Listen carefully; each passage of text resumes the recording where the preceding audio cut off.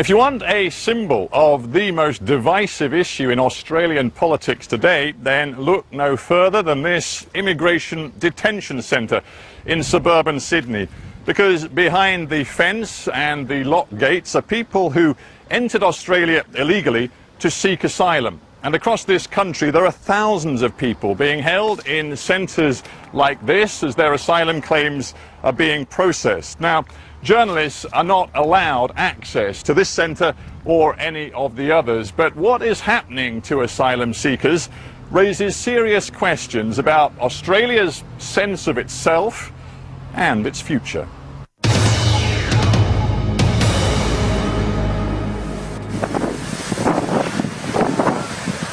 Desperate people run enormous risks to get to Australia. 4 months ago, a boat carrying close to 100 would-be immigrants, men, women and children, was smashed into rocks on Christmas Island off Australia's northwest coast. More than 30 people lost their lives as islanders watched, helpless. These images horrified Australians. They were confronted with human suffering many would prefer to ignore. Australia does not want these boat people. Those who survived the disaster were detained on Christmas Island, inside this sprawling detention centre. Their claims for asylum are being processed. It could take months, even years. In February, some of the shipwreck survivors were escorted from Christmas Island to Sydney, just for a couple of days, to attend the funerals of their family members who perished at sea.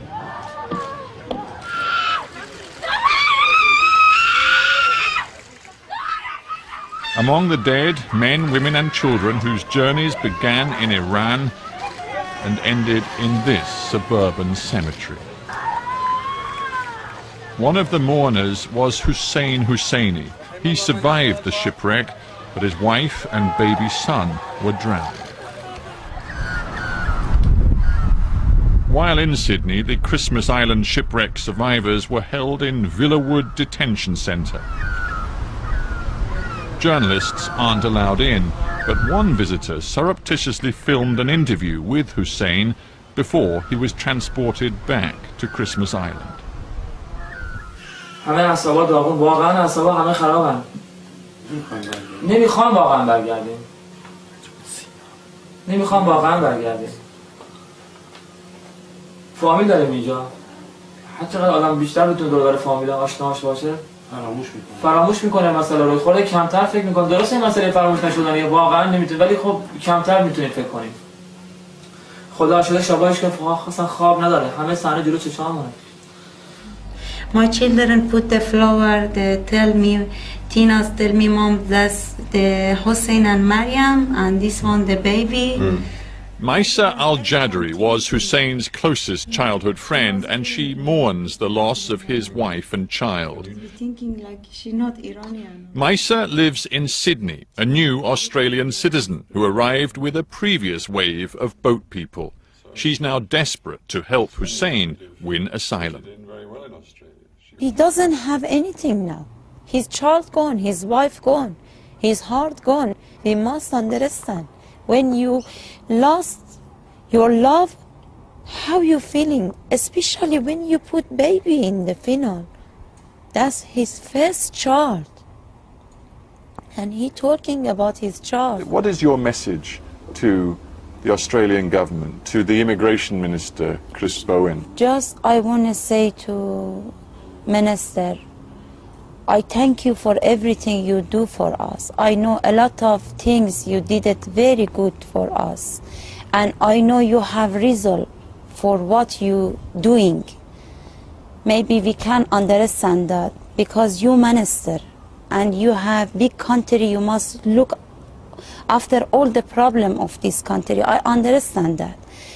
But I just want to say, if you bring them to Sydney with us, that's little things for you. You must help them. These people coming for nice future. Don't keep them in Christmas Island. Christmas Island and Detention Center, not nice place for them. These people coming to free country, free life. Don't keep them on Christmas Island. Immigration has become a political battleground in Australia. Never mind their relatively small numbers, the boat people are in the middle of it. The last Conservative government was hard-line. Refugee boats were intercepted and turned away by the Navy. A policy dropped by the current Labour administration. It has become a defining policy difference. There's an irony here. The Australia currently preoccupied with the threat of illegal immigration is a country built by generations of immigrants. The mix of people on the streets of Sydney's western suburbs tells the story. Vietnamese immigrants rub shoulders with Afghans, Lebanese, Iranians and Iraqis. Business leaders say immigrants are vital to the country's continued economic growth. 160,000 were welcomed last year. The vast majority were given entry as skilled workers or students. Those who come as refugees are supposed to go through a screening process. Unauthorised immigrants, boat people, are seen by many Aussies as queue jumpers, and that is where the anger kicks in. On Sydney's 2UE. Now, David Oldfield, live. 13:32 is the number, 6 minutes past 11 on 2UE, morning program with David Oldfield. Tune in to Sydney's talk radio stations and you hear plenty of Australians convinced that immigration now poses a threat to their culture and values. So in that, I welcome to the program Steve Sacker, who is the journalist and presenter of Hard Talk, a current affairs interview program on BBC World News. Thanks for joining us and thank you for choosing our program. And David, it's a real pleasure to be here. Here's the thing. To me, there is a very interesting sort of paradox that a country built by immigrants is now so divided and polarised on the issue of further immigration. And for the next hour, I got an earful of strong opinions. George? Yeah, I think the problem basically comes about because we've got a disproportionate amount of people who don't want to integrate, and obviously I'm referring particularly to the fundamentalist Muslims. Cameron, hi, go ahead. I had to drive out to Lakemba yesterday, and I got to tell you, I was surprised. I felt like a foreigner in my own country. These women that wear just slits for their eyes, I mean, that's barbaric tribalism that goes back thousands of years. That's not in touch with the modern world. Paul, hi. I'm quite sure if somebody did some investigations and asked the Australian people, not whether you were born here, but the actual Australian people, if they wanted the amount of immigration to keep going the way it is, it would be firmly against. Mohammed. Yeah, mate. If you want people to be part of this country, you've got to make them feel part of this country. And people like people... What, yourself included, Mohammed? ...a exclusionary person, mate, that you target minority communities is absolutely ridiculous. So, is radio host David Oldfield simply deepening divisions within Australian society? Why is it that so many people in your audience seem so full of fear and or anger when it comes to immigration? Well, they've had a lot of what they see as inappropriate immigration in all its forms. Multiculturalism, the supposed situation of those seeking asylum, sometimes real, sometimes not. They've pretty much had that jammed down their throat for a number of decades now. A lot of Australians say, look, we didn't ask for multiculturalism, it was just forced upon us as a policy. In fact, there's been many who have called for a referendum to find out whether such should continue. But hang on, that's not true, is it? I mean, multiculturalism was a cross-party consensus for years in Australia. It's a democratic country. That's what people voted for.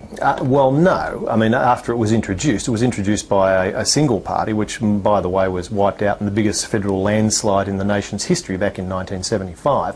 But it was consensus. For a long time, it has been a consensus in Australia that multiculturalism makes sense to make Australia work. By the political parties, not by the people themselves. And that's been clear in every poll that's been taken in the last 30 years whenever the issue of immigration comes up.